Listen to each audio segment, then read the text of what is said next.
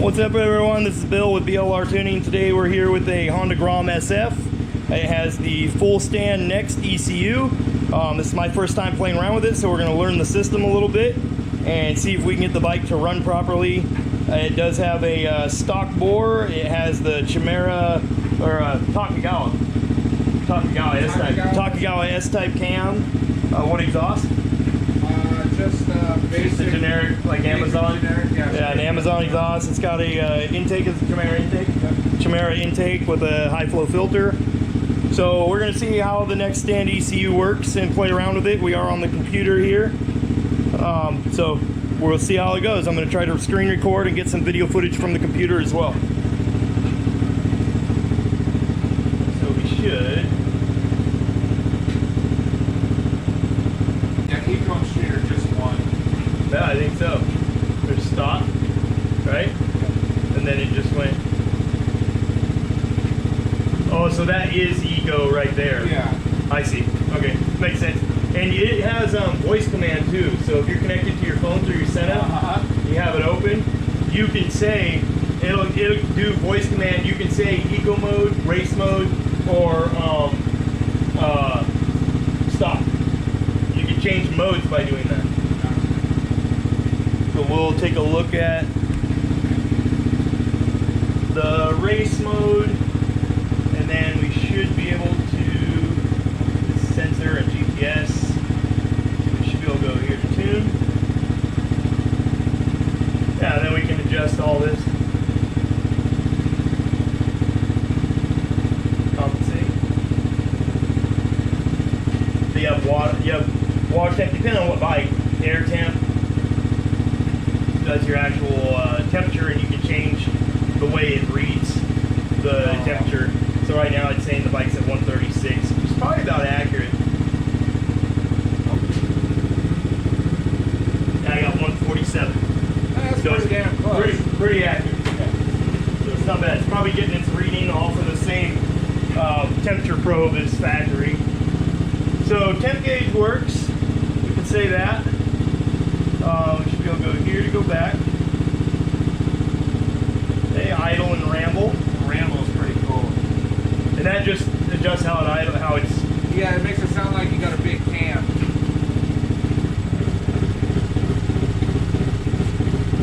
Alright, so here's, you can hear the bike. This is just playing with the ramble.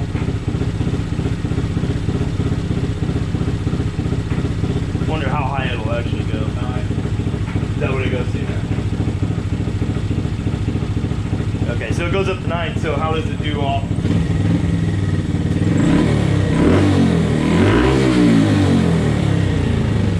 Not bad.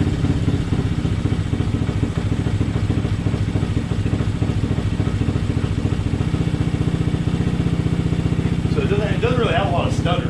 From the main screen, we're going to click on Tune, and then we're going to click on Injector. And then in the spot, what I'm doing is I'm going through the fuel tables here, and we're just kind of watching where the bike is running and watching the AFR. We're slowly making adjustments. We're going to work our way from idle and go through every cell block and slowly adjust it to get it to where we want. So we're going to get our target AFR in a good range where it's not running too rich and it's not running too lean. The bike will slowly start getting richer, or some people refer to it as fatter. Basically add more fuel up in the higher RPM range and the higher throttle range. So that's what we're looking at here. I apologize for the audio. The screen recording from the computer did not record audio, so I was using a GoPro in the background, luckily, so I'm going to try to edit some of that video footage into the video here. But I did want to show you what it is that I'm controlling here while we're doing the fuel and how you would go about adjusting it. You'll see there I clicked on the left-hand bottom corner, and that gives you basically, you get the number 1, which is in front of the decimal, or you get 0.1, which is after the decimal. select which one you want to add, and then you're highlighting a cell block, and you can hit plus or minus. So you can plus or minus 1 on the fuel, or you can plus or minus 0.1 on the fuel to add in your decimal. Okay, and then it maxes out at 50, so that is your highest number. You can take away or add 50 in the fuel. The problem we were running into is up at the very top of the throttle range, it was only letting us add 50, and the bike was wanting to lean out. We needed to add more fuel up top, but the system would not allow us. So that is its downfall. I can't say that it's a bad system. It is definitely doing what it's supposed to do. You can tune with it, so that's a good thing. Part of the problem is that it runs on the factory O2 sensor, and the factory O2 sensor is capable of reading between 15.6 AFR all the way down to right about 12.5 AFR, or 0.8 lambda. So if it used a wideband sensor that had a broader range, it would be much easier to tune with, but it is what it is for the money that you pay for it. The Next Stand ECU seems to be a decent system. You will see us play around with the two-step launch control and adjust that. And there is all kinds of other stuff you can play with. We're still learning the system. It's a fairly new system here in the US. So anyways, I will cut to fast forwarding through this tuning stuff with the fuel tables. And I'll just play some music in the background whenever we're showing that. I do have some GoPro video footage to show you of us working at the computer as well. So stand by, bear with me on the audio. Again, this is Bill from BLR Tuning. Thanks for checking out the video. We have that little stutter right in there. I think that's here.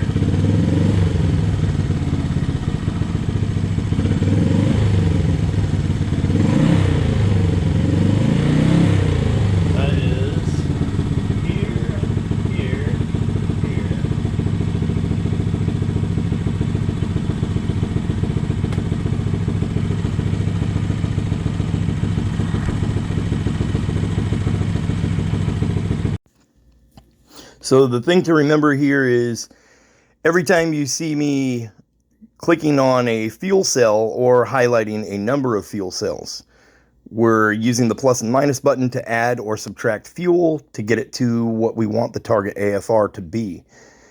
And then after each time you make an adjustment, you have to hit send. That sends your adjustments to the ECU and makes them live. Then you can calculate and see where the AFR is sitting. And you come back and just keep on focusing on those fuel cells until you get it right, and then move on to the next group of fuel cells. You can generally get a good base going by highlighting 3 or 4 in an area and see where they sit at, and then start playing with each one individually. So you'll see me do that here. Just remember, you have to hit send after every time you make an adjustment, or else the bike isn't going to show that you made any adjustments.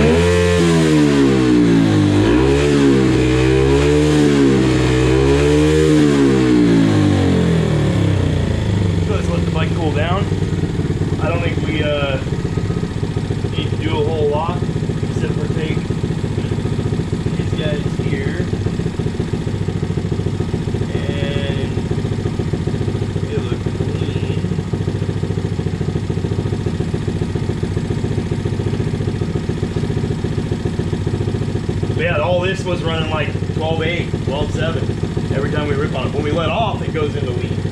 But that's because there's nowhere, you're not doing anything.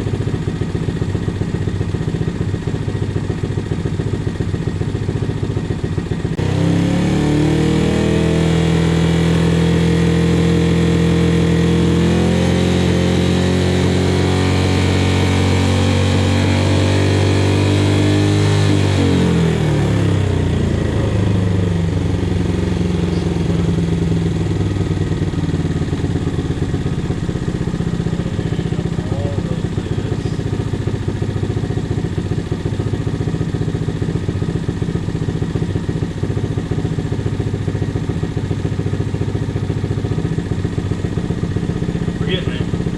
12.8 right there.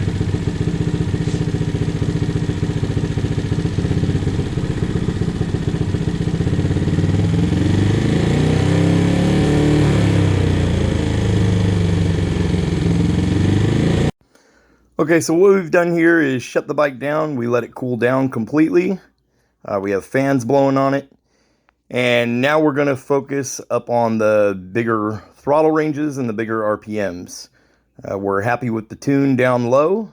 We think we got it sitting where we want it. We still need to make just a couple more adjustments down there at idle.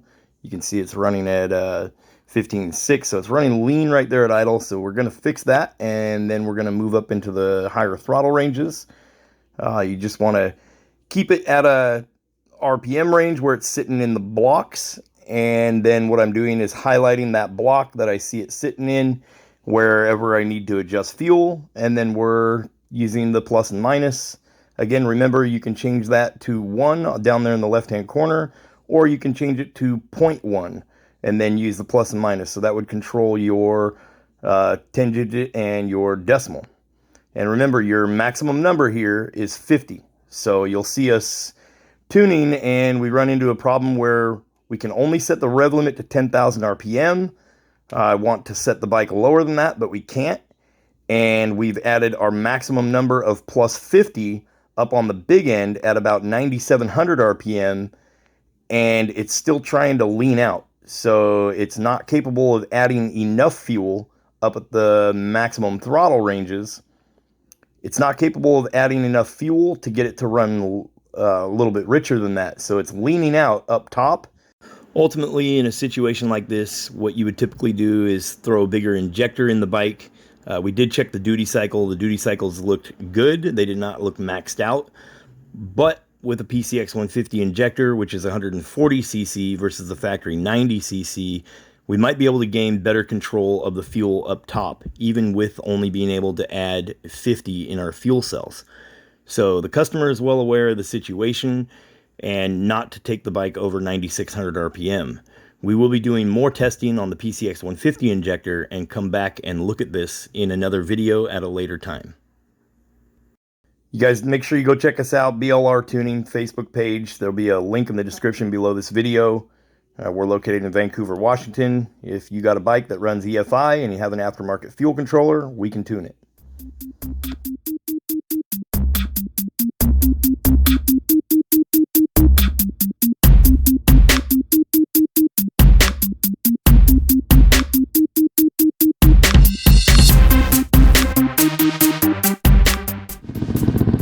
Okay, so we're going to test out the two-step. We have the bike all dialed in as far as the tune goes in the race setup. And now we're dialing in the two-step for it. So this is at 7,000 RPM and the hertz set at 400.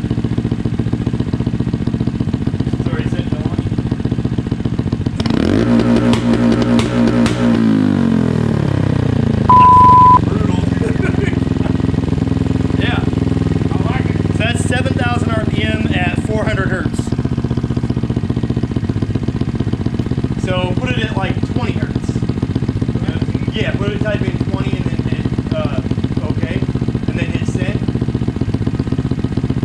So this would be 7,000 RPM at 20 hertz.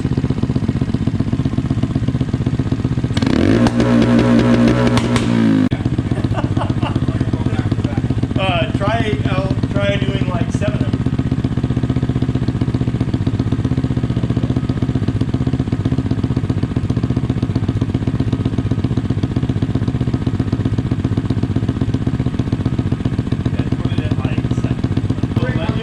Yeah, it'll let me go to 10,000. That's a little rough. It's a little rowdy. Well, that's not that's what I'm looking for. Okay, we're going all in.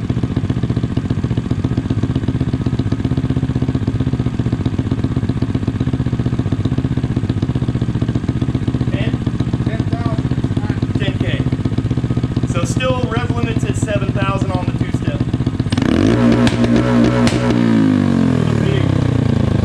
Big fireball. I've seen as many, but bigger flames. Yeah. That 400 kind of, I like that. That 400 was pretty vicious. That was like a build up to boom, boom, boom, boom. Pretty gnarly fucking rattle. You want to try it one more? Oh, yeah. I'm gonna put it on this thing. This is back down to 400 on the hertz. Yeah, I like that. That's rough, dude. Alright. I like that one. They were good to go, dude. Okay. Seems like there's nothing else to really do, but yeah, thoughts on the ECU is that it's decent. I like it.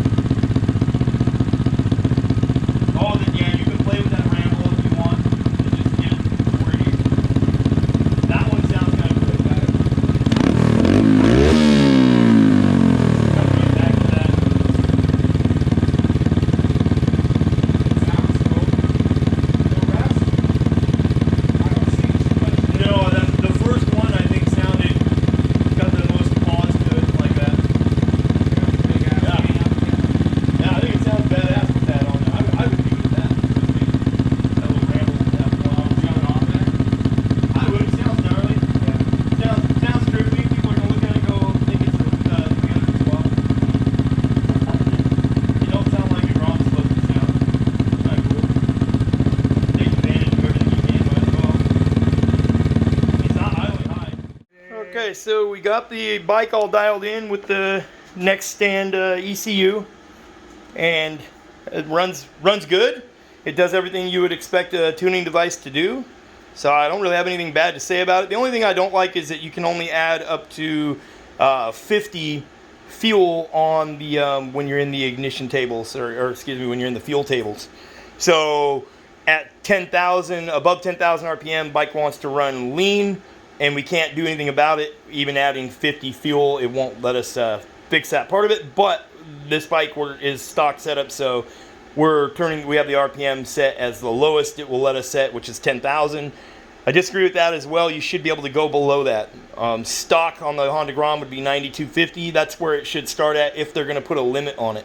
You know, we should be able to set rev limit down to 9,000 if we wanted to. So hopefully they address those things later on down the road. But for my first time using this software and everything, seems legit. I like it. You know, I can't say nothing bad about it other than, you know, that fuel. I mean, if you had a big bore kit or something like that, you know, maybe might not be the best scenario when you're up top like that in the big end and you can't add that much fuel to correct everything. You know, that might be its downfall there. But for a stock setup, probably even for a high compression 125 piston, something like that, you know, I would say it works good. This bike's got a cam exhaust intake, and we were able to tune it. So anyway, thanks for watching, you guys. That's all I got for today. Next Stand ECU, I guess message me if you guys are here locally. I'm in Vancouver, Washington. We can, you know, BLR tuning, we can tune that. So I'll put my Facebook page down. The BLR Tuning Facebook page link is in the description below this video. We are located in Vancouver, Washington. If it has EFI, we can tune it. Come check us out. Catch you guys in the next one. Peace.